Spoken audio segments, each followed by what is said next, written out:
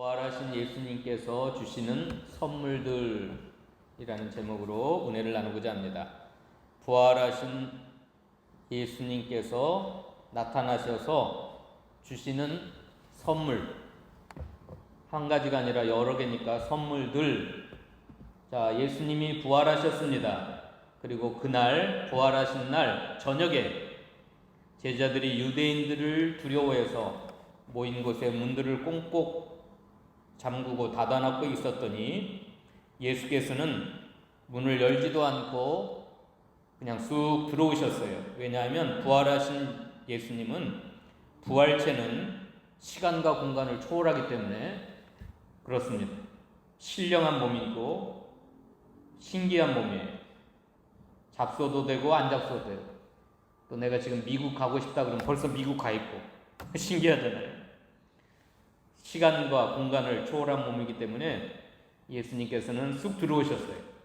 그리고 첫 번째 주신 선물이 너희에게 평강이 있을지어다. 오늘 본문에는 3번이나 너희에게 내가 가지고 있는 이 평강, 내가 소유한 이 평강 너희에게 있을지어다. 그러니까 제자들의 마음속에 평강이 쑥 들어왔을까요? 안 들어왔을까요? 예.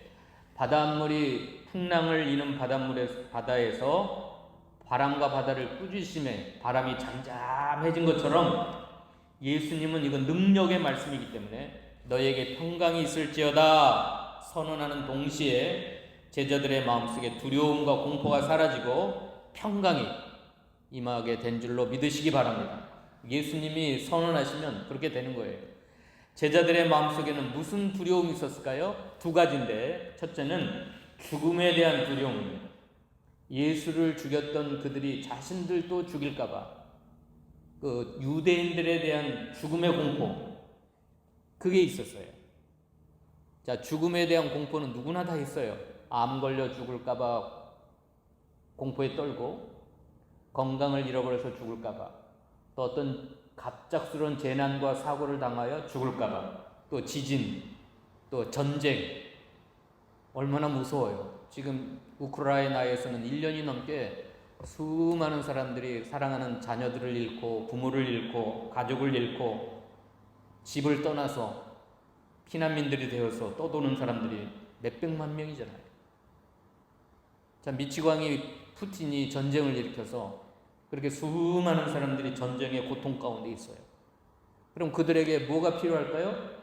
부활하신 주님이 나타나셔서, 사랑하는 우크라이나 거기가 거의 70%가 크리스찬들이에요.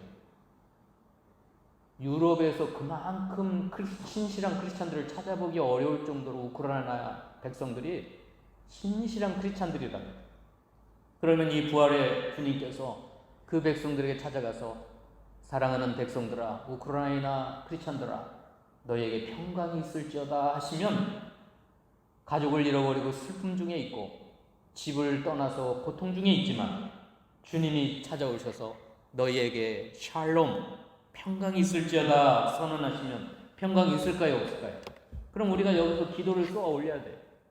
하나님, 전쟁 때문에 공포와 두려움과 슬픔에 고통 중에 있는 그 백성들에게 찾아가 주세요. 나는 이렇게 어젯밤에 평안하게 내 집에서 잠자고 사랑하는 가족들과 함께 아침밥을 먹고 주님 앞에 이렇게 나와 예배하고 있지만, 이 지구촌의 수많은 백성들은 전쟁과 지진과 재난과 사건 때문에, 그 구급대원의 가족들, 어머니, 아버지, 젊은 아들을 잃어버렸어요. 아기가 태어난 지 둘째 아이가 임신 중에 있나, 그 아내가 있어요. 아이가 있어요. 그럼 우리가 여기서 기도해야 돼요. 하나님, 백성들을 안전을 위하여 지키다가 수고한 그 젊은 대원이 죽었습니다.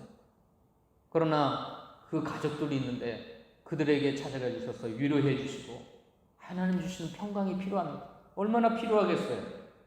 하나님이 위로해 주시고 평강을 주셔야 그 가족들이 평안함을 얻을 거 아니에요. 그러니까 하나님, 이 시간 나에게도 평강이 필요하지만 수많은 사람들, 유대인들을 두려워하여 공포에 질려가지고 문을 꽁꽁 닫고 있던 제자들에게 찾아가 주신 주님, 그들에게 선언하셔서 평강이 있을지어다 3번씩이나 말씀하심으로 제자들의 마음에 평강을 소유한 것처럼 하나님 이 시간 예배하는 이 시간에 우리의 마음속에 부활의 주님 찾아오셔서 평강 주시고 또 지구촌 곳곳에서 눈물 흘리며 고통당하고 슬퍼하고 두려워하고 있는 그들에게 평강을 선언하여 주시옵소서. 부활의 주님 찾아가 주시옵소서. 이거 굉장히 중요한 겁니다. 자, 비록 죽음의 공포뿐만 아니라 여러 가지 환난과 고난, 질병, 사고, 그것 때문에 마음에 평강이 필요한 분들이 있잖아요. 어떤 사람은 질병의 고통 때문에 마음에 평강이 없을 수가 있어요. 내가 이 질병 때문에 언제 죽을지 모르겠다. 내가 죽으면 내 사랑하는 가족들은 어떻게 할까? 그런 염려, 근심, 두려움이 있을 수 있어요. 환난, 고난, 질고 여러 가지 것 때문에 뭔가 마음의 평강이 필요해요.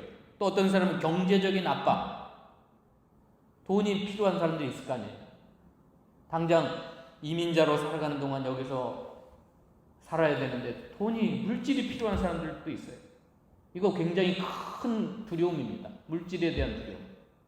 하나님 그들에게 찾아가 주시고 만나 주시고 하나님 주시는 평강이 있을지어다 선언해 주시옵소서. 왜냐하면 예수님이 선언하시면 평강이 임해요, 안 임해요?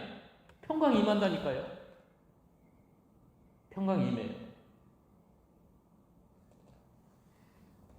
예수님 사랑하는 아무개에게 찾아가 주셔서 평강 있을지어다 샬롬 한마디 해주세요. 그러면 그의 마음속에 경제적인 압박이든지 질병이든지 사건 사고든지 전쟁인지 기근인지 알 수 없지만 그 문제 때문에 마음의 평화를 잃어버리고 근심과 두려움과 공포에 사로잡힌 그들의 마음속에 하나님 하늘로부터 임하는 평강이 있을 줄로 믿습니다.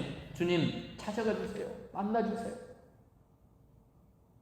이거 굉장히 중요한 기도예요, 여러분. 평강. 그 사도 바울은 서신서를 13권, 14권을 썼는데 첫 마디가 그거였어요.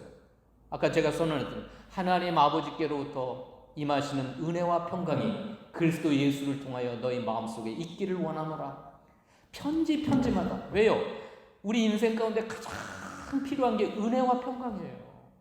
돈보다, 건강보다. 하나님 아버지가 주시는 예수 그리스도가 통로가 되어서 임하는 은혜와 평강이 매우 중요하기 때문에 사도 바울은 편지 서두에서 항상 그렇게 선언했어요. 우리도 예수님이 아무 집에 방문하거든 너희는 먼저 이 집안에 평강이 있기를 기도하라. 그랬지요? 예수님이. 그러니까 여러분 어느 집에 방문하든지 그냥 아이고 어떻게 잘 살아요? 뭐 좋은 거 어이구 냉장고 새로 들었는데 그런 소리 하지 마시고 그 어떤 집에 방문하거든 먼저 자리에 앉으셔서 간절히 하나님 이 가정에 평화가 하나님 주시는 평강이 엄마 아빠에게도 어린 자녀들에게도 평강이 임하기를 원합니다. 그러면 예수님 뭐라고 했어요? 그 집안에 평강을 받을 자격이 있으면 하나님의 평화가 그 가정에 너희 소원대로 너희가 기도한 대로 임할 것이요. 그들의 가정에 그 평화를 밀어내면 어떻게 한다고 했어요? 그 평화를 기도한 그 사람에게로 그 평강이 임할 것이다. 그러니까 이건 믿져봤자 본전이에요, 본전. 아니 본전이 아니라 이건 수익 맞는 거예요. 내가 아무개를 위하여 평화를 빌면 그 사람에게 평화가 임하면 좋지만 그 사람이 하나님의 평화를 거부할 경우는 그 평화가 누구에게로 임한대요? 예, 기도하는 사람에게로 임한다 그랬어요. 기도하는 사람. 그래서 이 샬롬이라고 하는 이 기도가 중요합니다. 오늘 이곳에 예배하는 여러분의 심령 가운데 하나님의 샬롬, 평강의 축복이 임하기를 축원합니다. 아멘 하세요. 아멘. 하나님의 평화가 정말 필요해요. 그래서 제자들은 지금 죽을까봐 평강을 소유하지 못했어요. 죽음의 고통뿐만 아니라 여러 가지 환난과 또 여러 가지 질고와 질병의 고통과 경제적인 어려움과 또 여기 이민자로 살아가는 사람들은 뭐가 가장 필요해요? 비자예요, 비자. 이거 비자가 없어서 고통당하는 사람들 많잖아요. 그러면 하나님 그 죽음의 두려움을 물리칠 수 있는 하늘의 평화, 또 여러 가지 환난과 고난과 질고와 불의의 사고를 때문에 두려워하는 그 두려움을 물리칠 수 있는, 두려움을 집어삼킬 수 있는 평화가 있기를 원합니다. 이거 중요하잖아요. 그래서 예수님이 몇 번을 말씀하셨어요? 샬롬을 3번이나, 3번. 3번이나 제자들의 마음속에 평화가 있기를 원한다. 평강이 있을지어다 말씀하셨어요. 또 하나 있어요. 또 하나. 제자들이 그렇게 두려워 떠는 이유가 있어요. 뭘까요? 뭐 같아요? 유대인들을 인하여 두려워하는 그 공포가 있었고, 또 하나는 뭐가 있어요? 제가 생각하는 건 죄책감이에요. 죄책감. 누구에 대한 죄책감일까요? 예수님의 죽음의 고난을 외면했잖아요. 자기 사랑하는 3년 동안 자기를 길러주고 양육시켜주고 제자 훈련시키신 예수님이 가장 힘들 때 도망쳐버렸잖아요. 예수님은 홀로 그 고난의 죽음의 길을 가셨는데 누가 그러면 같이 했어야 돼요? 제자들. 맨날 예수님 사랑합니다. 존경합니다. 하나님의 아들로 내가 믿습니다. 주는 그리스도시요 살아계신 하나님의 아들이십니다. 믿고 고백했던 베드로, 제자들. 근데 정작 예수님이 죽음의 고통을 당하실 때, 가시에 찔리고 침뱉음 당하고 멸시당하고, 예수님이 가장 힘든 그 순간에 제자들은 예수님의 그 고통을 외면했어요. 심지어 베드로는 뭐라고 했어요? 모른다고 부인했어요. 마지막 3번째는 저주를 하면서 부인했다고 그랬어요. 저주를 하면서. 내가 죽을지언정 주를 부인하지 않겠다고. 다른 사람 다 버려도 나는 주를 안 떠나겠다고. 그랬던 베드로가, 사랑하는 스승, 자기 주님이 가장 힘드는 순간, 그 죄책감이 있을 거 아니에요. 그 죄책. 이게 그러잖아요. 누구나. 사랑하는 사람이 떠났을 때, 또 그 사람이 가장 힘들고 어려웠을 때, 함께 해주지 못한 거, 외면한 거, 제자들은 얼마든지 같이 할 수 있었어요. 예수님이 피땀 흘려 기도하실 때도 졸고만 있었어요. 예수님이 그 복음서에 보면 내가 심히 괴롭다, 내가 너무 고민스럽다, 죽음에 대한 그 예수님이 십자가를 앞에 두고 제자들아 제발 나와 함께 깨어 기도하자. 그래갖고 3명을 특별히 선전해가지고 데려갔는데 제자들은 뭐하고 있었어요? 졸고 있었어요. 잠자고 있었어요. 그러니까 예수님이 한번 피땀 흘려 기도하시고 돌아오셔서 너희가 1시 동안도 나와 함께 깨어 기도할 수 없더냐. 그리고 또 가서 기도했는데 또 와서 보니까 또 자고 있어요. 육신이 약하도다. 마음은 원이로되 육신이 약하도다. 또 와서 보니까 또 자고 있었어요. 그러니까 예수님이 뭐래요? 이제 자고 쉬어라. 나를 잡으러 오는 자가 망치와 뭉치를 들고 오느니라. 그러면서 제자들은 졸고 있다가 예수님 잡으러 올 순간 어떻게 됐어요? 다 예수님을 버리고 도망쳤어요. 한 사람도 없었어요. 요한이라고 하는 제자는 대제사장의 친척의 자격으로 겨우 십자가 밑에까지 따라가긴 따라갔어요. 근데 다 도망가고, 베드로는 3번이나 부인하고, 또 하나는 예수님을 은 30냥에 팔아먹어버리고, 그 다음에 자살해서 죽고. 그러니까 제자들의 마음속에 유대인들에 대한 죽음의 공포도 있었지만 정작 그들의 마음을 사로잡혔던 두려움은 죄책감입니다. 사랑하는 주님에 대한 죄책감. 여러분, 죽음에 대한 공포도 크지만 이 죄책감이 우리를 힘들게 해요. 목사지만 주님을 더욱 사랑하지 못한 것, 목사로서 더욱 주님에 대한 열정으로 주의 일을 하지 못한 죄책감이 늘 마음속에. 사도 바울이 고린도 11장, 후서 11장인가에 보면 내가 여러 가지 고난을 당했다. 강도들의 위험, 또 강의 위험, 산의 위험, 도적들의 위험, 또 매로 맞은 거, 태장에 뭐 49대, 50에 하나 가면 49대를 맞은 고통. 그러나 그건 아무것도 아니다. 내 마음을 짓누르는 게 하나 있는데 교회에 대한 염려, 사랑하는 성도들에 대한 염려가 나를 짓누른다고 그랬어요. 여러분, 목회자가 그런 고통이 있는 거예요. 여러 가지 물리적인 고난, 환란이 목회자를 힘들게 하긴 하죠. 그러나 더 목회자의 마음을 짓누르는 건 뭐냐면 교회에 대한 염려. 여러분도 마찬가지예요. 여러분도 질고의 고통, 삶의 어려움도 우리를 힘들게 하지만 뭐가 우리를 힘들게 하냐면 내가 주를 더 사랑하지 못한 거, 내 믿음이 이렇게 약한 거, 내가 주님의 몸된 교회를 위하여, 하나님의 천국 복음을 위하여 힘쓰고 애쓰지 못한 그 죄책감이에요. 죄책감. 내 사랑하는 자녀들을 믿음으로 이끌지 못한 죄책감. 그런 죄책감. 그 선한 일에 대한 하지 못한, 사랑을 베풀지 못한 죄책감들이 우리를 두렵게 해요. 그런데 예수님은 그 제자들에게 찾아오셨어요. 저 같으면 어땠어요? 저 같으면. 예? 짠 나타나서 제자들에게 딱 나타나서 뭐라고 해요? 첫 마디가 너 베드로 이러고 무릎 꿇어. 이 자식, 네가 수제자야? 뭐? 며칠 전에 뭐라고 했어 너? 다른 사람 다 버려도 안 버려? 죽을지언정 주를 부인하지 않아? 저 같으면 그랬을 거야. 저 같으면 너 이러고 너 곧 죽음의 공포에 쌓였을 때 너희들 어디 갔어? 다 도망갔어. 다 도망. 그게 제자로 살 짓이야? 만약에 저라면 그랬을 것 같아요. 저라면. 예?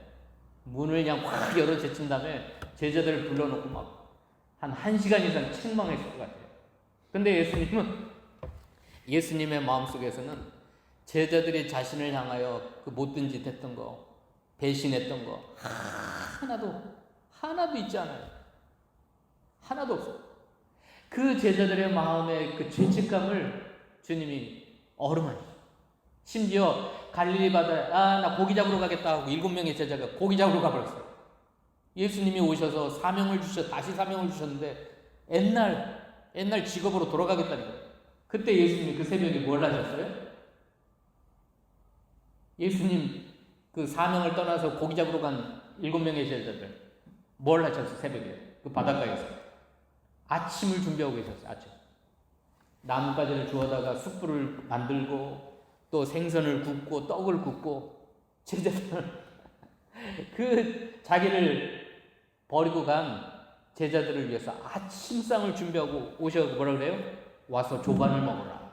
그리고 뭐라 그래요? 와서 집어먹으라는 게 아니라 하나하나 서빙을 하세요. 서빙. 생선을 주시고 떡을 주시고 나눠주시면서 아침을 준비하실 뿐만 아니라 서빙을 해요. 서빙. 그게 예수님이세요. 그리고 조반을 다 드신 후에 베드로를 향하여 뭐라 그래요? 내가 나를 사랑하느냐? 내 어린 양을 먹여라. 내 양을 치라. 내 양을 먹이라. 그러면서 그 베드로를 수제자로, 가장 위대한 하나님의 사도로 세워주신. 그러니까 예수님의 마음속에는 제자들이 잘못했던 거, 배신했던 거, 팔아먹었던 거, 도망쳤던 거 하나도 없어요. 하나도. 그게 사랑이에요. 사랑. 따라서 합시다. 사랑은 모든 허물을 덮느니라.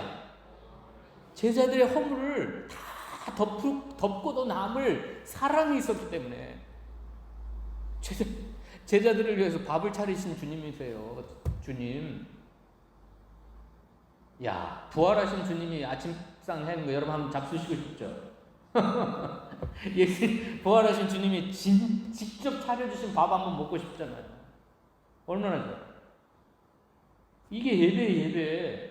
제자들에게는 바닷가에서 새벽에 생선을 구우시고 떡을 구우셨지만 지금 이 예배라고 하는 건 예수님이 차려놓은 밥상이에요. 자신의 피를 흘려서 내 살을 먹으라. 이게 너희에게 영생을 주는 떡이니라. 내 피를 마셔라. 이건 너희를 위하여 흘리는 언약의 피. 생수다, 생수.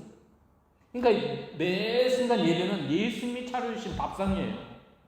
이 예배가. 그래서 하늘로부터 임하는 떡, 양식, 영적 양식을 먹는 영적 식탁이에요. 식탁.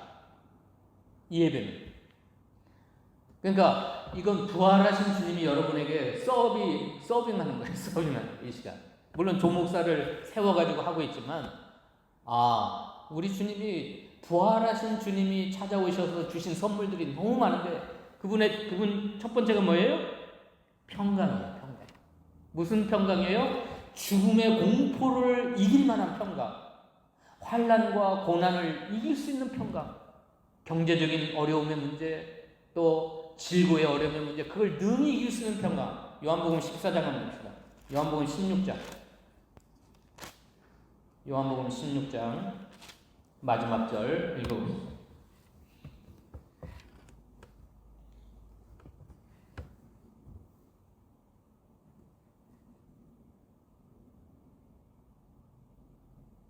이것을 너희에게 읽어봅시다. 시작. 이것을 너희에게 이르는 것은 너희로 내 안에서 평안을 누리게 하려 함이라. 세상에서는 너희가 환난을 당하나 담대하라. 내가 세상을 이기었노라. 자, 왜 예수님이 샬롬 하면 평강이 임할까요? 예수님은 죽음을 다 이기셨어요. 모든 환난을 다 이기셨어요. 모든 세상 권세를 다 이기셨어요. 십자가로 이기셨고 부활로 이기셨기 때문에, 그 승리한 주님이 주신 평강이기 때문에 내 안에서 평안을 누리게 하려 함이라. 14장으로 들어가 봅시다. 14장 거기 읽고 마칩시다. 14장 27절. 14장 27절 시작. 평안을 너희에게 끼치노니 곧 나의 평안을 너희에게 주노라. 내가 너희에게 주는 것은 세상이 주는 것과 같지 아니하니라. 너희는 마음에 근심하지도 말고 두려워하지도 말라. 이 주님이 주시는 평강은 예수님이 누리셨던 평안이에요. 예수님이 소유하셨던 그 평안을 너에게 주는데, 이건 세상이 주는 것과 같지 아니한 평안. 세상이 주는 평안은 잠깐 있다 사라지는 평안. 참된 평화가 아니에요. 근데 예수님이 주시는 평안할지어다 할 때 주시는 평안은 세상이 주는 것과 같지 않아요. 세상이 알 수 없고 세상이 줄 수 없는 참된 평화가 여러분의 마음속에 임하시게 될 줄로 믿습니다. 그리고 이 평강을 여러분 소유하시고, 이 평화를 지금 세계 만방에 수많은 고통당하는 자들, 눈물 흘린 자들, 슬퍼하는 자들에게 하나님 부활의 주님이 찾아가 주셔서 이 평강을 주시옵소서. 우리가 기도해야 될 줄로 믿습니다. 기도하십시오.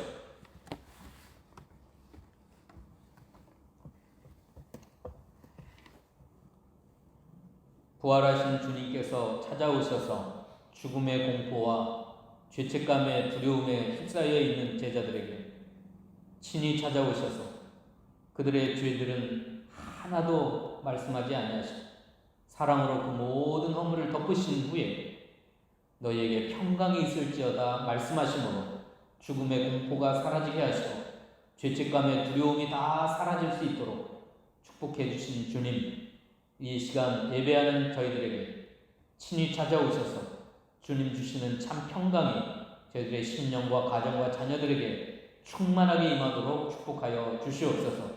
뿐만 아니라 세계 각처에서 불의의 사건, 사고, 고난, 질고, 지진, 전쟁 때문에 고통하며 슬퍼하며 울고 있는 자들에게 부활의 주님이 친히 찾아가 주셔서 그들을 만나 주시고 샬롬이라 선언해 주시고 그들의 눈물을 닦아 주시고 그들에게 한량없는 위로와 평강이 넘치도록 축복하여 주시옵소서.